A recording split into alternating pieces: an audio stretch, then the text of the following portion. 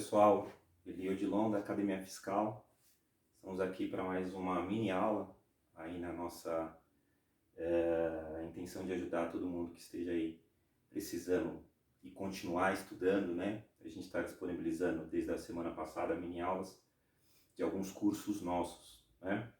Para que você, profissional da área fiscal, contábil e tributária, continue aí se atualizar, estudando em tempos de quarentena e tudo mais, né? Mesmo depois que passe, e Deus queira que isso acabe o mais rápido possível, a gente vai continuar disponibilizando para vocês conteúdo gratuito de parte dos nossos cursos, tá? O tema de hoje que a gente vai tratar faz parte do nosso curso de gestão tributária, que teremos uma turma em julho agora, aqui em São Paulo, né? Na Avenida Paulista. A turma de julho à noite, ela continua confirmada. Esperamos que até lá já tudo esteja normalizado. E a gente extrai um conteúdo um pouquinho para falar de gestão do ISS, um ponto específico que é a exportação de serviços, né? Ou melhor, a incidência do ISS sobre a exportação de serviços. Incide, não incide, quando que incide, o que eu devo considerar, quais os elementos que eu devo analisar, quais os cuidados que eu devo ter para determinar se naquela operação há incidência do ISS ou não, quando se tratar de uma exportação, tá? Então é um tópico extraído aí do nosso curso de gestão tributária, um pequeno tópico dentro do curso que abrange aí a gestão de praticamente a maior parte dos tributos, falando um pouco, entrando no detalhe realmente de gestão, né? Então, o tema que a gente trouxe para vocês hoje é ISS sobre exportação de serviços, tá? E de cara aí a gente traz um pequeno conceito, que é para a gente entender um pouquinho o que a legislação determina como sendo uma exportação. E aí a gente for pegar as referências da legislação aduaneira, tá? Federal, que vai determinar o que é conceitualmente uma exportação. E ele diz que o seguinte: a exportação compreende a saída temporária ou definitiva em território nacional de bens ou serviços originários ou procedentes do país, a título oneroso ou gratuito.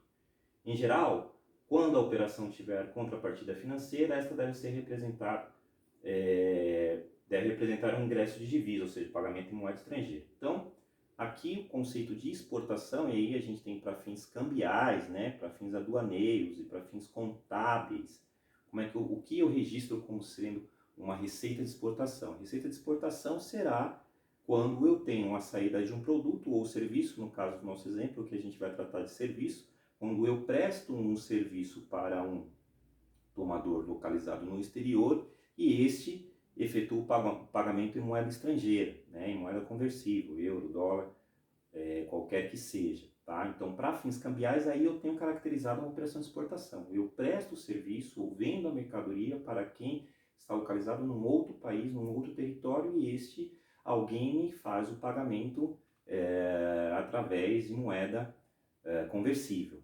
Okay? Então, por que a gente quer distinguir agora, quer conceituar o que é exportação? Porque aqui na frente a gente vai ver um pouquinho que é um fator determinante. De repente você vai ter a receita de exportação contabilmente, do ponto de vista cambial, será registrada uma exportação, mas para fins de incidência ou não do ISS, eu tenho outros elementos que a gente vai ter que analisar, ok? Para fins cambiais e contábeis, a gente vai registrar uma exportação toda vez que eu tenho um serviço para alguém no exterior e recebo isso em moeda conversível, ok? Aí um pequeno exemplo. Cliente tomador está nos Estados Unidos, prestador no Brasil, é contratado, executa o serviço e o pagamento é feito em dólar.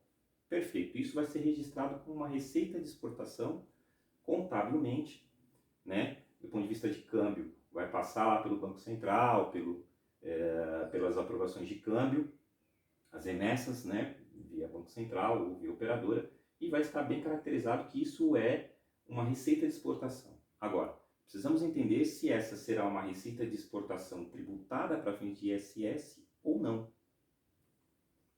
E aí a gente vai se socorrer, obviamente, da Lei Complementar 116 de 2003, que traz as regras gerais para fins de incidência e tributação do ISS, ok? Então, Fato gerador é a prestação de serviço, aqueles serviços constantes da lista anexa à Lei Complementar 116, e o ISS incide inclusive sobre o serviço proveniente do exterior, ou seja, a importação de serviço. Mas esse é um tema que a gente vai tratar num outro vídeo, ok? O que nos interessa no vídeo de hoje é saber se há incidência ou não do ISS sobre uma receita de exportação de serviço. E aí o próprio artigo 2º da Lei Complementar 116 vem no inciso 1º e determina: as exportações de serviços para o exterior do país não haverá incidência. Se a legislação tivesse parado aí, perfeito, né? O nosso primeiro exemplo estaria bem caracterizado a aplicação da não incidência, ou seja, prestei o serviço, recebi, morreu o assunto. Porém, nossa legislação, como vocês bem sabem, ela é repleta muito mais de exceções do que as próprias regras. E aí, no parágrafo único, ela traz uma exceção, ou ela vem e explica em que situação haverá não incidência. Então, parágrafo único.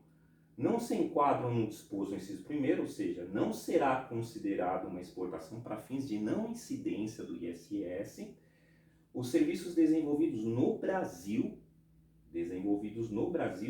cujo resultado aqui se verifique, ainda que o pagamento seja feito por residente no exterior. Então ele trouxe aqui 3 condicionantes, né, que a gente vai destrinchar um pouquinho para entender mais adiante com exemplos práticos como é que eu transporto essa interpretação ou essa aplicação legislativa para os casos práticos, ok? Então ele fala o seguinte: não será considerado exportação para fins de incidência ou não incidência do ISS os serviços desenvolvidos no Brasil, mas que o resultado aqui se verifique, mesmo que o pagamento seja feito por um domiciliado no exterior. Então vamos trabalhar esses conceitos em alguns casos práticos. Primeiro, então caso 1, cliente nos Estados Unidos contrata um prestador em São Paulo para a montagem de um equipamento para sua subsidiária no Brasil. Então eu tenho aqui um tomador, um cliente nos Estados Unidos que contratou uma empresa no Brasil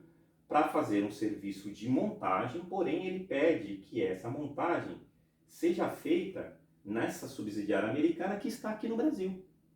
Quem vai me fazer o pagamento? Quem vai me fazer o pagamento é a contratante e o cliente final nos Estados Unidos.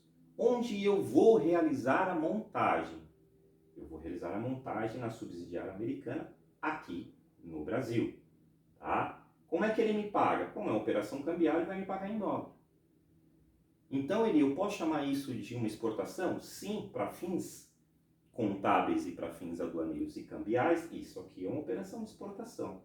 Ok? Por quê? Porque eu tenho a contratação de um serviço e o pagamento de alguém do exterior.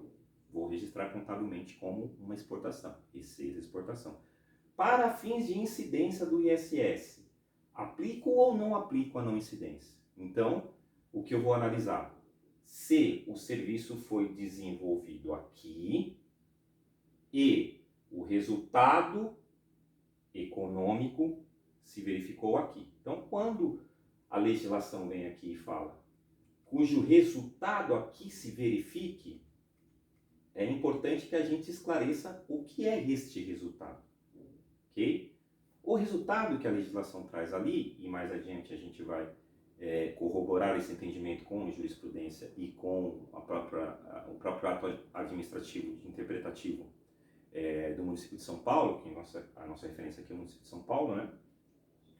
Ele vai explicitar o que é este resultado. Então, o resultado que nós chamamos é o resultado econômico, onde o resultado daquele serviço efetivado está produzindo riqueza, onde ele gerou resultado, onde efetivamente ele vai ter uma validade econômica. Neste exemplo aqui, eu fiz a montagem do equipamento aqui no Brasil. Então, onde este equipamento vai ter utilidade material e onde ele vai produzir riqueza. Esse é o chamado resultado econômico. É o resultado do serviço produzindo riqueza, tendo a utilização, tendo a utilidade. Então, nesse primeiro caso, o resultado econômico desse serviço prestado se verifica aqui no Brasil. Portanto, para fins de incidência do ISS ou para fins de não incidência, eu não vou considerar isso aqui como sendo uma exportação para fins de não incidência. Neste caso aqui, eu terei que tributar o ISS. Por quê? Porque o resultado econômico do serviço foi verificado no Brasil. Perfeito? Este é um caso 1. Temos mais 3 casos. Então tem o caso 2. Caso 2, cliente nos Estados Unidos contrata um prestador em São Paulo para a montagem do equipamento nos Estados Unidos. Então, não vou montar mais esse equipamento na subsidiária. Eu vou montar esse equipamento lá nos Estados Unidos. Então, minha equipe sai daqui, funcionários vão, aqui para a Argentina, mas está errado, Estados Unidos, né? Vão até o país, Estados Unidos, né? Aqui está escrito Argentina, mas Estados Unidos, para a execução do serviço. Vão lá, verificam, fazem atividades, desenvolvem atividade à mão, e os Estados Unidos pagam a empresa aqui no Brasil. De novo, para fins cambiais, para fins contábeis, uma exportação. E para fins de não incidência? Neste momento, eu analiso onde está o resultado econômico. Onde se verifica o resultado econômico? No Brasil ou nos Estados Unidos? O resultado econômico se percebe nos Estados Unidos, porque o equipamento foi montado nos Estados Unidos, é lá que ele está produzindo riqueza, é lá que ele está funcionando, é lá que ele está gerando resultado econômico. Então, para fins de não incidência do ISS, esse caso se enquadra perfeitamente. Tá? Para o caso 3. Cliente nos Estados Unidos contrata prestador em São Paulo para um reparo de equipamento, conserto reparo, nos Estados Unidos. Porém, devido a indisponibilidades técnicas, o equipamento deve ser levado ao Brasil, onde será feito o reparo. Então, a empresa americana contratou uma empresa brasileira para fazer esse reparo do equipamento lá nos Estados Unidos. Porém, por uma questão de indisponibilidade técnica, esse equipamento não pôde ser reparado nos Estados Unidos, ele teve que vir para o Brasil para ser reparado aqui no Brasil. Então, trouxeram o equipamento, todo o trabalho foi feito aqui no Brasil, todo o trabalho foi desenvolvido no Brasil, reparado o equipamento, esse equipamento voltou para os Estados Unidos, que me pagou em dólar. Né? Novamente a mesma pergunta. Posso caracterizar a não incidência do ISS nesta operação? A resposta é sim. Por quê? Porque embora eu tenha desenvolvido o trabalho no Brasil, eu tenha executado o trabalho no Brasil, o equipamento retornou para os Estados Unidos e é onde efetivamente ele vai gerar riqueza, onde ele vai produzir, onde ele vai ter um resultado econômico efetivo. Do ponto de vista material, ele estará funcionando e gerando riqueza nos Estados Unidos. Isso é o que a gente chama de percepção do resultado econômico. Então, embora tenha sido feito o trabalho no Brasil, o resultado econômico está sendo percebido nos Estados Unidos, porque o equipamento voltou para lá. Tá? Então, aqui cabe um destaque. Não é o fato de eu desenvolver a atividade no Brasil que será impeditivo da aplicação da não incidência. Então, não é o fato de eu desenvolver. Eu posso desenvolver o serviço no Brasil, sim, e ainda gozar do benefício da não incidência, desde que o resultado não se verifique aqui no Brasil. Então, a expressão cujo é um adicionante, né? Ele está adicionando, ele falou, desenvolvidos no Brasil e o resultado aqui se verifique. Tá? Então, são as duas junções para que descaracterize a não incidência. Tá? Então, recapitulando, não é o fato da atividade ser desenvolvida, o serviço ser prestado no Brasil e executado no Brasil que eu vou afastar a não incidência. Para que, de fato, ele seja tributado no Brasil, o resultado econômico tem que ser feito, tem que ser percebido aqui. Então, execução e resultado econômico. Se a execução é aqui, mas o resultado econômico é no exterior, perfeito. Estamos diante da aplicação da regra da não incidência e não há o que se falar aí na tributação do ISS.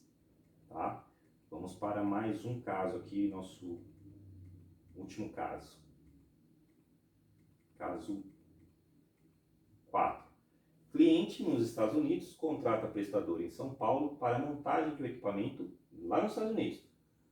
Por questões técnicas, o prestador no Brasil faz uma subcontratação de um terceiro também no Brasil para executar essa montagem. Então, o que a gente tem aqui? Temos três figuras.